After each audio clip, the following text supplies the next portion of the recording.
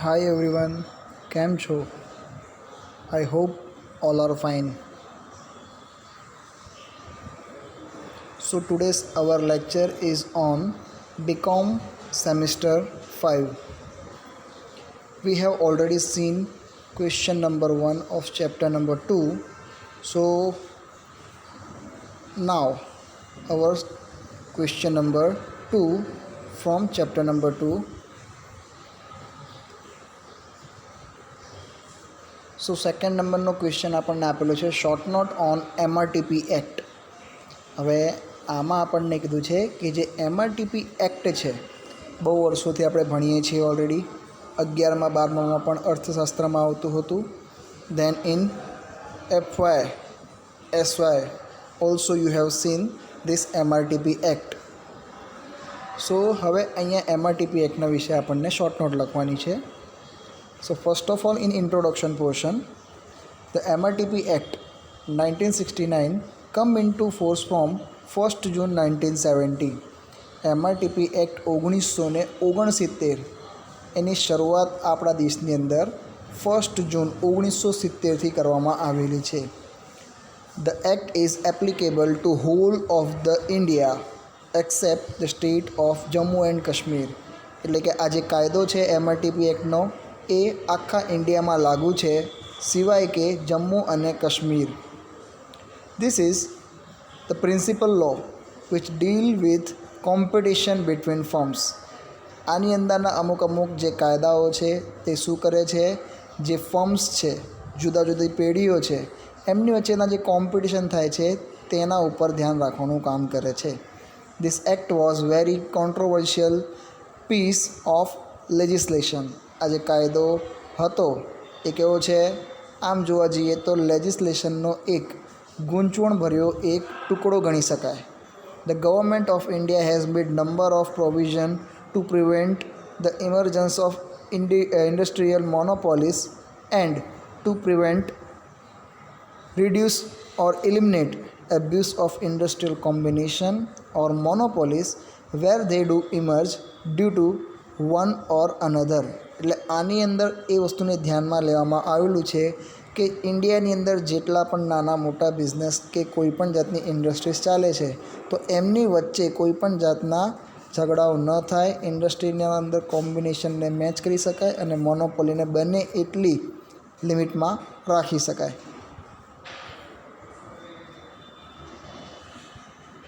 સો MRTP એક્ટના આપણને અમુક objectives આપેલા છે. Before the amendment of 1991 the act had 2 objectives. એટલે કે 1991ની સાલની પહેલાં જે MRTP એક્ટ છે એના મુખ્યત્વે 2 ઓબ્જેક્ટિવ્સ હતા, 2 હેતુ હતા. એ 2 હેતુ આપણને આપેલા છે. Regulation of monopolies and prevention of concentration of economic powers. એટલે કે જે મોનોપોલીસ છે એને રેગ્યુલેટ કરવી અને સાથે સાથે જે ઇકોનોમિક પાવરનું કોન્સન્ટ્રેશન થાય છે એને પણ થઈ શકે એટલી બચાવવી. એના પછી સેકન્ડ ઓબ્જેક્ટિવમાં કીધું છે આપણને prohibition of monopolistic restrictive and unfair trade practices which are prejudicial to public interest. એટલે કે ઇન્ડિયાની અંદર જે બિઝનેસ થાય છે એની અંદર ઇજારાશાહી હોય કે પછી રિસ્ટ્રિક્ટિવ ટ્રેડની અનફેર ટ્રેડ પ્રેક્ટિસીસ થતી હોય જેના કારણે લોકોના હિતને શું થઈ શકતી હોય, હાનિ પહોંચી શકતી હોય, તો એવી વસ્તુને રોકવી આ એમનો બીજો હેતુ હતો. The first objective has become irrelevant as the relevant provision have been deleted after the amendment of 1991. જે પહેલા નંબરનો ઓબ્જેક્ટિવ હતો એ ઇરરિલેવન્ટ બની ગયેલો છે અને એની જગ્યાએ અમેન્ડમેન્ટ કરવામાં આવેલા છે 1991ની અંદર. અમેન્ડમેન્ટ મતલબ કે સુધારા વધારા કરવામાં આવેલા છે 1991ની અંદર. નાવ ધ ઓબ્જેક્ટિવ્સ આર, અને હવે જે ઓબ્જેક્ટિવ્સ આપણે અપ્લાય થતા જોઈએ છીએ તે છે કંટ્રોલિંગ મોનોપોલિસ્ટિક ટ્રેડ પ્રેક્ટિસીસ. એટલે કે મોનોપોલિસ્ટ ટ્રેડ પ્રેક્ટિસીસને કંટ્રોલ કરવું અને regulating restrictive and unfair trade practices. અને જેટલા પણ ગેરકાનૂની બિઝનેસ થતા હોય, બિઝનેસની એક્ટિવ થતી હોય એમને શું કરવા, રેસ્ટ્રિક્ટ કરવા. ઓકે, રેસ્ટ્રિક્ટ એટલે કે રોકવા. Part of MRTP act MRTP એક્ટના આપણને પાર્ટ્સ આપેલા છે. મોનોપોલીસ and restrictive trade practices act આપણને ફૂલ ફોર્મ આપેલું છે 1969 can be divided into 3 parts, અને 3 ભાગમાં વહેંચી શકાય છે. એમાં સૌથી પહેલાં આપણે જોઈશું મોનોપોલીસ એન્ડ ડોમિનન્ટ ફોર્મ, એટલે કે મોનોપોલી એટલે ઇજારાશાહી ધરાવતી પેઢીઓ. The MRTP Act 1969 provides that the companies of the following categories be treated as monopolistic or domestic firm, એટલે કે નીચેની અમુક જે કેટેગરીઝમાં આપણને કીધું છે એને આપણે શું કહીશું? ઇજારાશાહી ધરાવતી પેઢીઓ કહીશું. એમાં કીધું છે companies with an asset of 20 crore, એટલે કે જે કંપનીની અસેટ મૂડી 20 કરોડ હોય તેને આપણે મોનોપોલિસ્ટ કહી શકીએ છીએ, મોનોપોલિસ્ટિક કહી શકીએ છીએ. દેન કીધું છે આપણને inter connected companies with total asset of 20 crore, અને જો કોઈ કંપનીઓ જે ઇન્ટર કનેક્ટેડ હોય અને એમની અસેટ એમની મૂડી 20 કરોડ રૂપિયા થાય તો એને પણ આપણે ડોમિનન્ટ ફોર્મ કહીશું. નંબર 3 કીધું છે આપણને companies whose own supply account for 1/3 of the total supply, અને જો કંપની પોતાનો સપ્લાયનો 1/3 ભાગ ટોટલ સપ્લાયમાં રાખતી હોય તો એને પણ આપણે ડોમિનન્ટ ફોર્મ કરશું. પછી કીધું છે આપણને inter connected company working together with total asset of 1 crore or more under section 20, અને બીજી પણ કીધું છે આપણને નંબર 4ની અંદર કે ઇન્ટર કનેક્ટેડ કંપની હોય જે એકસાથે કામ કરતી હોય અને એમની ટોટલ અસેટ જો 1 કરોડ રૂપિયા અથવા એનાથી વધારે હોય. પછી નંબર 2 આપણને આપેલું છે મોનોપોલિસ્ટિક ટ્રેડ પ્રેક્ટિસીસ, એટલે કે ઇજારા ધરાવતી વેપારી પ્રવૃત્તિઓ. The MRTP act makes a distinction between monopolistic trade practices and restrictive trade practices. એટલે MRTP એક્ટ શું કરે છે? મોનોપોલિસ્ટિક ટ્રેડ પ્રેક્ટિસીસ અને રિસ્ટ્રિક્ટિવ ટ્રેડ પ્રેક્ટિસીસ બંને વચ્ચે ભાગલા પાડે છે. The definition of monopolistic trade practices given by MRTP act can be summarise as follow, અને જે મોનોપોલિસ્ટિક ટ્રેડ પ્રેક્ટિસીસ છે એના માટે આપણને વ્યાખ્યા આપેલી છે MRTP એક્ટ દ્વારા, જેને નીચે મુજબ આપણને કીધી છે. તેમાં આપણને કીધું છે કે monopolistic practices are the practices that are detrimental to public interest, જેની અંદર શું કરવામાં આવે છે? પબ્લિક લોકોનો ઇન્ટરેસ્ટ છે એને કેવી રીતે ડિટ્રીમેન્ટ થાય છે તેને ધ્યાનમાં લેવામાં આવે છે. મોનોપોલિસ્ટિક ટ્રેડ પ્રેક્ટિસીસની અંદર number 1 maintaining the price at unreasonably high level. એમાં શું કરવામાં આવે છે કે જે વસ્તુ છે એની પ્રાઇસ કોઈ પણ કારણ વગર વધારી દેવામાં આવે છે. લિમિટિંગ પ્રોડક્શન, એનું ઉત્પાદન ઘટાડવામાં આવે છે. એન્ડ કંટ્રોલિંગ ધ સપ્લાય, અને શું કરવામાં આવે છે? જે એનું સપ્લાય છે એને પણ કંટ્રોલ કરવામાં આવે છે. To maintain unreasonably high level of price, જેના કારણે બજારની અંદર જે તે વસ્તુની કિંમત ઊંચી રહે. નંબર 2માં આપણને કીધું છે any policies practices or act that reduces both current and potential competition. એવી પોલિસી પ્રેક્ટિસીસ અને એવા કાયદા જે શું કરે છે? ઘટાડે છે. કયા? કરંટ એન્ડ પોટેન્શિયલ કોમ્પિટિશન, એટલે કે વર્તમાનના હરીફાઈને અને ભવિષ્યમાં થનારા હરીફાઈને. અને નંબર 3માં કીધું છે limiting capital investment and technical development and allowing the quality of product to deteriorate. એટલે આમાં તમને કીધું છે કે જે કેપિટલ ઇન્વેસ્ટમેન્ટ છે એની લિમિટ રાખવામાં આવે છે, ટેકનિકલ ડેવલપમેન્ટને પણ બાંધી રાખવામાં આવે છે, અને જે ક્વોલિટી છે એને પણ કિંમત કરતાં ઉતરતી ક્વોલિટીમાં રાખવામાં આવે છે. તો આવી બધી જે પ્રેક્ટિસીસ કરવામાં આવે છે એને મોનોપોલિસ્ટિક ટ્રેડ પ્રેક્ટિસીસ કહેવામાં આવે છે. પછી આપ્યું છે આપણને રિસ્ટ્રિક્ટિવ ટ્રેડ પ્રેક્ટિસીસ. ઉપરનું હતું મોનોપોલિસ્ટિક, હવે છે restrictive. Restrictive trade practices are related to the practices or act that prevent, જે શું કરે છે? પ્રિવેન્ટ કરે છે, રક્ષા કરે છે. રિસ્ટ્રિક્ટ કંટ્રોલ કરે છે. ઓર ડિસ્ટોર્ડ કોમ્પિટિશન, અને શું કરે છે? કોમ્પિટિશનને ઘટાડવાનો પ્રયત્ન કરે છે. Restrictive trade practices refers generally, આપણે એને જનરલી એવું કહી શકીએ છીએ to the practices that are adopted by small group of dominant firm. નાનું એક ગ્રુપ છે જેની અંદર શું જોવા મળે છે? આપણને ડોમિનન્ટ ફર્મ્સ જોવા મળે છે વિથ એગ્રીમેન્ટ, જે લોકો શું કરે છે, એગ્રીમેન્ટ કરે છે. Or understanding to prevent the growth of competition, અને એમને જાણકારી પણ હોય છે કે આવું કરીશું તો એના કારણે શું થશે, આપણા બિઝનેસને ફાયદો થશે. તો આવી જે પ્રવૃત્તિ હોય છે એને આપણે શું કહી શકીએ છીએ, રિસ્ટ્રિક્ટિવ ટ્રેડ પ્રેક્ટિસીસ કહી શકીએ છીએ. The restrictive trade practices include mainly, એની અંદર કઈ કઈ બાબતો મુખ્યત્વે એડ થાય છે એના વિશે વાત કરી છે. Number 1 is restricting the sale of goods or purchase of goods from specific person and manner. એટલે અમે કીધું છે કે કોઈ ખાસ પ્રકારનો સામાન છે અને કોઈ ખાસ પ્રકારની પદ્ધતિ છે પરચેસ કરવાની, એને શું કરવામાં આવે છે, રિસ્ટ્રિક્ટ કરવામાં આવે છે, એટલે કે રોકવામાં આવે છે. Number 2, requiring the purchase of some goods to purchase some other good, અને શું કરવામાં આવે છે, સેકન્ડમાં કીધું છે આપણને requiring the purchase of some goods to purchase some another goods, એટલે કે કોઈ એક વસ્તુના લેવાના જગ્યાએ શું કરવામાં આવે છે, બીજી કોઈ વસ્તુ લેવામાં આવે છે. Then number 3 is requiring the dealers say the wholesaler not to deal with the product of any other company, અને શું કહેવામાં આવે છે, જે હોલસેલર વ્યક્તિઓ છે, જે ડીલર્સ લોકો છે, એમને કહેવામાં આવે છે કે XYZ કંપની જોડે કોઈપણ જાતના ટ્રાન્ઝેક્શન કરવા નહીં, એવું કહેવામાં આવે છે. Then number 4 is restrictive the areas for sale, અમુક એરિયાની અંદર અમુક વસ્તુઓ વેચાવવી ન જોઈએ.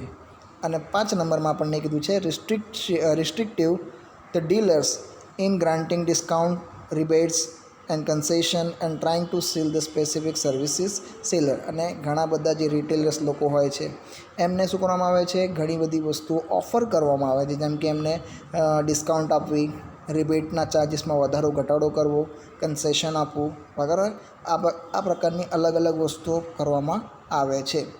તો આ બધી જે પણ જાતની કામ કરવામાં આવે છે એને રિસ્ટ્રિક્ટિવ ટ્રેડ પ્રેક્ટિસીસ કહેવામાં આવે છે. ઓકે, સો આ ડિફરન્સ છે મોનોપોલિસ્ટિક ટ્રેડ પ્રેક્ટિસીસમાં અને રિસ્ટ્રિક્ટિવ ટ્રેડ પ્રેક્ટિસની અંદર.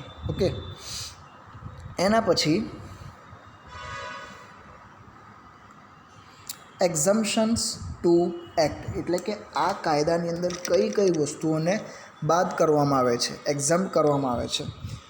This act shall not apply to the following unless the central government otherwise direct by the notification in the official gazette, એટલે કે અમુક જે નીચેની બાબતો આપણને આપેલી છે એ લોકોને આપણે આ કાયદો અપ્લાય કરતા નથી, અને જો કાયદો અપ્લાય થાય છે તો એના માટે ગવર્મેન્ટ કોઈપણ જાતના એક્શન પણ લઈ શકે છે. Number 1 is any undertaking own or control by the government, કોઈ પણ એવું છે એવી અંડરટેકિંગ છે, એવું બિઝનેસ છે કે જેને ગવર્મેન્ટ હેન્ડલ કરતી હોય.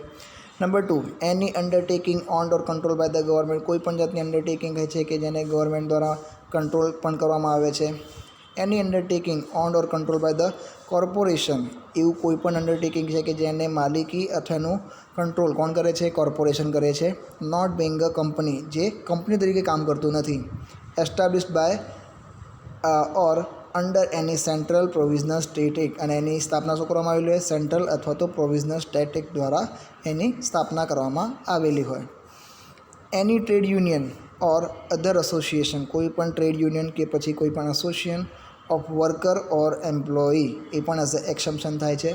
નંબર 5 છે any undertaking engaged in industry, કોઈ પણ અંડરટેકિંગ કે જે ઇન્ડસ્ટ્રી સાથે કનેક્શનમાં હોય. The management of which has been taken over by any person or body or person of pursuance of any authorization made by the central government under any law for time being in force, એટલે કે જે 5મું છે એની વાત કરીએ તો એમાં કીધું છે કે કોઈ પણ અંડરટેકિંગ ઇન્ડસ્ટ્રીઝ છે એનું જો મેનેજમેન્ટ છે એ કોણ કરતું હોય, કોઈ વ્યક્તિ કરતું હોય કે લોકોનું સમૂહ કરતું હોય, અને જેની ઓથોરિટી ગવર્મેન્ટ સેન્ટ્રલ ગવર્મેન્ટ દ્વારા આપવામાં આવેલી હોય, તો એ બધી શું થશે, એક્ઝામ થશે આ MRTP એક્ટમાંથી. ઓકે, સો એક્ઝામ્પશનનો મતલબ એ થાય છે સિમ્પલી કે આ લોકોને MRTPનો એક્ટ લાગુ પડતો નથી.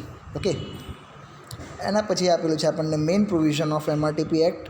તેમાં નંબર 1 કોન્સન્ટ્રેશન ઓફ પાવર, એટલે આની અંદર શું થાય છે, સત્તાનું કેન્દ્રીકરણ થાય છે. Following the recommendation of monopoly inquiry commission MIC 1965, the act come in to force, એટલે કે જ્યારે એક્ટ ફોર્સમાં આવેલો છે એક્ટ ત્યારની વાત છે. The commission had reached the conclusion that concentration of economic power is the central problem એટલે કોઈ પણ સત્તાનું કેન્દ્રીકરણ થાય છે તે શું છે? મુખ્ય બાબત છે પ્રોબ્લેમ માટેની. And the monopolistic and restrictive trade practice are more function of such concentration. અને આવી બધી બાબતો આપણને ક્યાં થતી જોવા મળે છે? મોનોપોલિસ્ટિક રિસ્ટ્રિક્ટિવ ટ્રેડ પ્રેક્ટિસમાં થતી જોવા મળે છે. નંબર 2 આપેલું છે એક્સપાન્શન ઓફ અન્ડરટેકિંગ, એટલે કે અન્ડરટેકિંગ્સનું શું થવું? વિસ્તૃતિકરણ થવું. અંડર સેક્શન 21 સેક્શન્સ આપણે ખાસ યાદ રાખવાના છે. Where an undertaking proposes to substantially expand its activity by issue of the fresh capital. એ શું કરવા માગે છે? નવી ફ્રેશ કેપિટલ અંદર એડ કરીને એક્ટિવિટીને વધારવા માગે છે. Or by installation of new machinery, અથવા તો શું કરે છે? નવી મશીનરીની ઇન્સ્ટોલેશન કરે છે. ઓર અધર ઇક્વિપમેન્ટ, અથવા બીજો કોઈ સામાન લાવે છે. Or in any other manner, અથવા તો મશીનરી નહીં લાવતો પણ ક્યાંક ને ક્યાંક પૈસા ઇન્વેસ્ટ કરે છે. It shall apply to central government for its approval. ત્યારે સેન્ટ્રલ ગવર્મેન્ટને શું કરવામાં આવે છે? અપ્રુવલ લેવું જરૂરી હોય છે. પછી આપ્યું છે એસ્ટાબ્લિશમેન્ટ ઓફ ન્યૂ અન્ડરટેકિંગ્સ. પહેલું હતું એક્સપાન્શન, એના ઉપરવાળું, અને હવે આપણને કીધું છે એસ્ટાબ્લિશમેન્ટ ઓફ ન્યૂ અન્ડરટેકિંગ. એટલે અન્ડરટેકિંગ ઓલરેડી છે પણ હવે શું કરીએ છીએ? આપણે નવી અન્ડરટેકિંગ્સને એસ્ટાબ્લિશ કરીએ છીએ. Section number 22. No new undertaking which would become an interconnected undertaking of an undertaking with assets of 100 crore or more shall be set up except within the permission of central government. એટલે કે central ગવર્મેન્ટની permission વગર જો કોઈ પણ નવું અન્ડરટેકિંગની સ્થાપના કરવામાં આવે તો એની અંદર આપણને શું કીધું છે? અન્ડરટેકિંગની એસેટની લિમિટ આપેલી છે આપણને 100 crore ઓર મોર, એટલે કે એટલી લિમિટ હોવી જોઈએ. ક્રેમ એક અમાઉન્ટ છે જે ગવર્મેન્ટ દ્વારા અપ્લાય કરવામાં આવેલી છે કે એના વગર આપણે કોઈ પણ ન્યૂ અન્ડરટેકિંગને આપણે એસ્ટાબ્લિશ કરી શકતા નથી. ઓકે, એના પછી આપણને આપેલું છે merger, amalgamation and take over. હવે આ 3 વર્ડ્સ જે તમે જુઓ છો એ 3 ઓલરેડી તમે એકાઉન્ટની અંદર પણ ઘણી વખતે જોઈ ગયા છો. Merger, amalgamation and take over. Merger એટલે કે બે કંપની ભેગી થઈ જવી. અમાલ્ગમેશન એટલે કે બે કંપનીને ખરીદીને નવી કંપનીની સ્થાપના થવી. અને ટેક ઓવર એટલે કે કંપનીને ખરીદી લેવી. ઓકે, સો આ 3 ટર્મની અંદર ડિફરન્સ છે.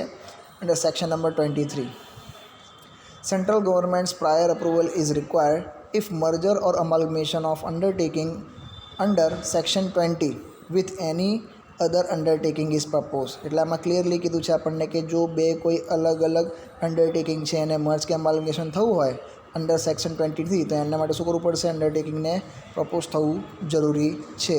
ઓકે, સિમિલરલી એવી જ રીતે merger or amalgamation of 2 or more undertaking which would bring into existence of an undertaking which is section number 20 would become applicable. એટલે કે આની અંદર શું થાય છે? અમાલ્ગમેશન થાય છે.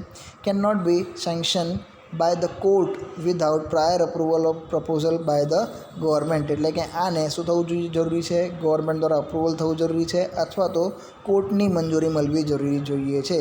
તો ને તો શું થઈ શકે છે? અમાલ્ગમેશન અને ટેક ઓવર થઈ શકે છે under section number 20. Okay, otherwise એનું અમાલ્ગમેશન કે ટેક ઓવર પોસિબલ થઈ શકતું નથી. એના પછી આપેલું છે ડિરેક્ટર ઓફ એન અન્ડરટેકિંગ. અન્ડરટેકિંગના ડાયરેક્ટરની વાત કરવામાં આવેલી છે અંડર સેક્શન નંબર 25. 24 નંબર નથી એ ખાસ ધ્યાન રાખવાનું. સેક્શન નંબર 25 છે.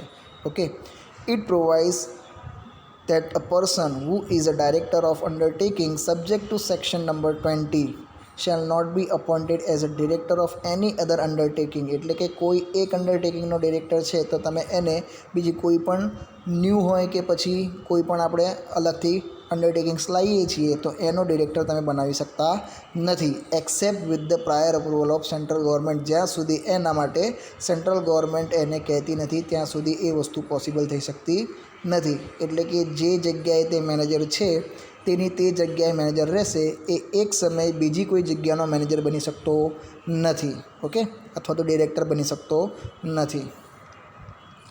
એના પછી છે રજિસ્ટ્રેશન ઓફ અન્ડરટેકિંગ. હવે ન્યૂ હોય કે ઓલ્ડ હોય એનું રજિસ્ટ્રેશન થવું બહુ જરૂરી છે. તો સેક્શન નંબર 26ની અંદર every undertaking to which section number 20 of the act become applicable has to get itself registered with the central government, એટલે કે એમનું સેન્ટ્રલ ગવર્મેન્ટ સુધી રજિસ્ટ્રેશન થયેલું હોવું જરૂરી છે. વિધિન અ સ્પેસિફિક ટાઈમ, એટલે કે નિશ્ચિત સમયના અંતરાલ દરમિયાન એમનું રજિસ્ટ્રેશન થવું ખૂબ જ જરૂરી છે. Central government keeps a register for the purpose of registration and issue the certificate of registration. આના માટે સેન્ટ્રલ ગવર્મેન્ટે શું કરે છે, રજિસ્ટ્રેશનનું ઓફિસ પણ રાખેલું છે, અને ત્યાં જ્યારે રજિસ્ટ્રેશન થાય છે ત્યારે જે તે કંપનીને, જે તે અંડરટેકિંગ્સને એમનું રજિસ્ટ્રેશનનું સર્ટિફિકેટ પણ આપવામાં આવે છે. Division of undertaking. અંડરટેકિંગના જુદા જુદા વર્ગની વાત કરવામાં આવેલી છે. If the central government is not is of the opinion that working of an undertaking subject to the section number 20 of the act is not in the public interest or has led or is likely to lead the adoption of any monopolistic or restrictive trade practices, refer the matter of MRTPC for inquiry to know the whether it is the public interest to divide the trade of the undertaking or to divide it into the number of undertaking. એટલે કે આની અંદર clearly આપણને કીધું છે કે જે પણ અંડરટેકિંગ્સ માર્કેટમાં ઓલરેડી કામ કરે છે under section number 23 of act, એ લોકો શું પ્રોપરલી કામ કરી રહ્યા છે કે નથી કરતા. એટલે કે એ અંડરટેકિંગ્સના દ્વારા કોઈ પણ જાતની મોનોપોલિસ્ટિક પ્રવૃત્તિ થઈ રહી છે કે પછી રિસ્ટ્રિક્ટિવ પ્રવૃત્તિ થઈ રહી છે, તો એના માટે શું કરવામાં આવે છે, MRTPC એટલે કે મોનોપોલિસ્ટિક રિસ્ટ્રિક્ટિવ ટ્રેડ પ્રેક્ટિસિસ કમિશન એ શું કરે છે, ઇન્ક્વાયરી કરે છે, એના ઉપર શોધખોળ કરે છે, અને જો એમને કઈ વસ્તુ મળી જાય છે એઝ અ પ્રૂફ કે આના કારણે લોકોનું હિત રક્ષણમાં નથી, તો એ લોકોને શું કરવામાં આવે છે, ઓન ધ સ્પોટ ત્યાંથી એમની અંડરટેકિંગને કેન્સલ પણ કરવામાં આવે છે. એટલે કે એની અંદર કયા કયા ડિવિઝન્સ કામ કરે છે, કેવી રીતે કામ કરે છે, તે બધી વસ્તુ પર નજર રાખવા માટે MRTPCની હેલ્પ પણ લેવામાં આવે છે. ઓકે, એના પછી આપેલું છે સોશિયો ઇકોનોમિક કન્સિડરેશન. સામાજિક અને આર્થિક કન્સિડરેશન આપણને આપેલું છે. Socio economic consideration section number 28 list the broad socio-economic consideration to be taken into account by the central government. એને આપણે ધ્યાનમાં લેવામાં આવે છે કોના દ્વારા, સેન્ટ્રલ ગવર્મેન્ટ દ્વારા, એન્ડ MRTPC એટલે કે આપણે ઉપર જોયું એમ મોનોપોલિસ્ટિક રિસ્ટ્રિક્ટિવ ટ્રેડ પ્રેક્ટિસિસ કમિશન દ્વારા, in એક્સરસાઇઝિંગ there power under chill of the act એટલે કે એમના જોડે કેટલી પાવર છે, શું કરી શકીએ છે, એ બધી બાબતોને ધ્યાનમાં લેવામાં આવે છે, જેના કારણે સમાજને કે અર્થતંત્રને કોઈ જાતનું નુકસાન ન થઈ શકે. એના પછી આપેલા છે આપણને અમેન્ડમેન્ટ્સ ટુ ધ એક્ટ. અમેન્ડમેન્ટ એટલે કે એની અંદર સુધારા વધારા કરવા. New definition of unfair trade practices એટલે કે અનફેર ટ્રેડ પ્રેક્ટિસિસ માટે આપણને નવી વ્યાખ્યા આપવામાં આવેલી છે. A new clause regarding unfair trade practices is been included in the act and unfair trade practices mean એટલે કે નવો એક શું કરવામાં આવેલો છે, ચેન્જ કરવામાં આવેલો છે અનફેર ટ્રેડ પ્રેક્ટિસની અંદર, જેની આપણને ડેફિનેશન કીધેલી છે. Unfair trade practices means a trade practice which for the purpose of permitting the sale, જેની અંદર આપણે શું કરીએ છીએ, સેલ કરવાની પરમિટિંગ આપીએ છીએ. યુઝ ઓફ સપ્લાય, જેના યુઝની પણ પરમિશન આપીએ છીએ, સપ્લાયની પણ પરમિશન આપીએ છીએ. Or provision of any goods or services અથવા કોઈપણ જાતની વસ્તુ કે સેવા આપવાની આપણે છૂટ આપીએ છીએ. અડોપ્ટ એની અનફેર મેથડ, જો એ કોઈ પણ અનફેર મેથડનો યુઝ કરે છે, ઓર અનફેર ઓર ડિસેપ્શન પ્રેક્ટિસ અથવા તો કોઈ પણ પ્રોબ્લેમ ક્રિએટ કરનારી પ્રેક્ટિસિસને કરે છે. It implies that not only the actual injury cause to the consumer એટલે કે એની અંદર એવું જરૂરી નથી કે આના કારણે માણસોને કોઈ જાતની ઇન્જરી થાય છે,